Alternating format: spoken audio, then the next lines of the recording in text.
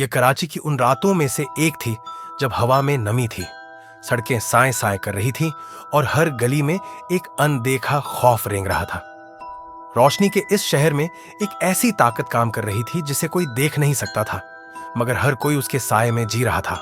साया गैंग। यह गैंग बाकी आम अपराधी गिरोहों से अलग था।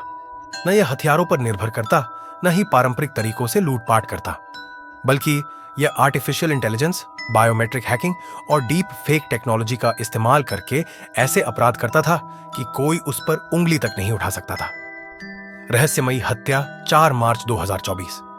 कराची के पॉश इलाके डिफेंस में एक बिजनेसमैन फराज महमूद की लाश उसके ही बंगले में मिली। अजीब बात यह थी कि दरवाजे पर कोई निशान नहीं था, ना कोई तोड़फोड़, ना सिक्योरिटी अलार्म बजा। जब पुलिस ने सीसीटीवी कैमरों की फुटेज देखी तो हर रिकॉर्ड करप्ट हो चुका था, जैसे किसी ने पूरा सिस्टम हैक कर लिया हो। इस केस की तहकीकात के लिए एसपी रहमत शाह को बुलाया गया। वह कराची में अपनी तेज तर्रार इन्वेस्टिगेशन स्किल्स के लिए जाना जाता था, मगर जैसे जैसे उसने जांच शुरू की, उसे एहसास हुआ कि यह कोई आम अपराधी की हरकत नहीं, बल्कि एक बेहद खतरनाक दिमाग की चाल थी। खौफनाक संदेश एक रात जब रहमत शाह अपने ऑफिस में केस की डिटेल्स देख रहा था, अचानक उसके लैपटॉप स्क्रीन पर एक नोटिफिकेशन आया। हम साया हैं, जो देखोगे भूल जाओगे।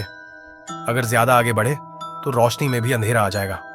यह मैसेज उसके पर्सनल एन्क्रिप्टेड नेटवर्क पर आया था, जिसे हैक करना नामुमकिन था। इसका मतलब था कि जिस गैंग के पीछे वह लगा था, वे कोई आम अपराधी नहीं थे, बल्कि टेक्नोलॉजी के बेहद उस्ताद और खतरनाक लोग थे। साया गैंग की असली ताकत जांच के दौरान रहमत शाह को कुछ और भयानक सच पता चले। एक एआई हैकिंग। साया गैंग किसी भी बैंक, सिक्योरिटी सिस्टम और मोबाइल नेटवर्क को बिना कोई निशान छोड़े हैक कर सकता था। 2 डीप फेक वीडियोस। ये गैंग किसी भी शख्स की शक्ल और आवाज कॉपी कर सकता था और ऐसे फर्जी वीडियोस बना सकता था जो असली से भी ज्यादा असली लगे। 3 ड्रोन और रोबोटिक हमले।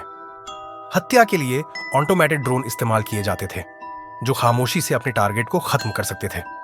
4 साया ऐप। एक सीक्रेट मोबाइल ऐप जिसके जरिए लोग किराए के कातिल, डेटा लीकर्स और अपराधियों को हायर कर सकते थे। ये सिर्फ अपराधी नहीं थे, बल्कि डिजिटल आतंकवादी थे। Black cobra. साया गैंग का सरगना रहमत शाह ने एक हैकर का पता लगाया जो साया गैंग से जुड़ा था। यह शख्स अंडरग्राउंड दुनिया में 01 के नाम से मशहूर था, मगर जब पुलिस उसे पकड़ने गई, वह पहले ही गायब हो चुका था। उसके लैपटॉप पर बस एक फाइल मिली जिसमें साया गैंग के लीडर का नाम लिखा था, ब्लैक कोबरा। यह नाम कराची के अंडरवर्ल्ड में किसी ने नहीं सुना था, मगर हर कोई उसके खौफ में जी रहा था। फंस गया रहमत शाह। रहमत शाह ने अपनी टीम के साथ साया गैंग के एक ठिकाने पर छापा मारा। यह एक सूना पड़ा गोदाम था। वहां बस एक वीआर, वर्चुअल रियलिटी हेडसेट रखा था। जैसे ही रहमत शाह ने उसे उठाया, अचानक उसके फोन पर एक नोटिफिकेशन आया, एक वीडियो जिसमें वह खुद एक कत्ल कर रहा था। यह डीप फेक थी, मगर इतनी असली कि कोई फर्क नहीं कर सकता था। अगले ही पल मीडिया पर ब्रेकिंग न्यूज चलने लगी। एएसपी रहमत शाह कातिल निकला, सीसीटीवी फुटेज सामने आई। रहमत शाह को अपनी जिंदगी में पहली बार एहसास हुआ कि उसने एक ऐसा दुश्मन छेड़ दिया था जो हकीकत को मिटाने और झूठ को हकीकत बनाने की ताकत रखता था। उसे सस्पेंड कर दिया गया, मगर वह केस को छोड़ने के लिए तैयार नहीं था। साया गैंग की आखिरी चाल। रहमत शाह ने ब्लैक कोबरा का सुराग ढूंढ निकाला और एक गुप्त ठिकाने पर जाकर उसे पकड़ने के लिए तैयार हो गया। मगर जैसे ही वह उसके करीब पहुंचा, पूरे कराची में अचानक बिजली गुल हो गई। जब रोशनी वापस आई, रहमत शाह गायब हो चुका था। कुछ लोग कहते हैं कि कुछ दिनों बाद इंटरनेट पर एक वीडियो लीक हुई जिसमें ब्लैक कोबरा का चेहरा दिखाया गया, मगर जब एक्सपर्ट्स ने वीडियो की जांच की तो पता चला कि वह भी एक डीप फेक थी। साया गैंग अभी जिंदा है। आज भी कराची की गलियों में साया गैंग का डर मौजूद है।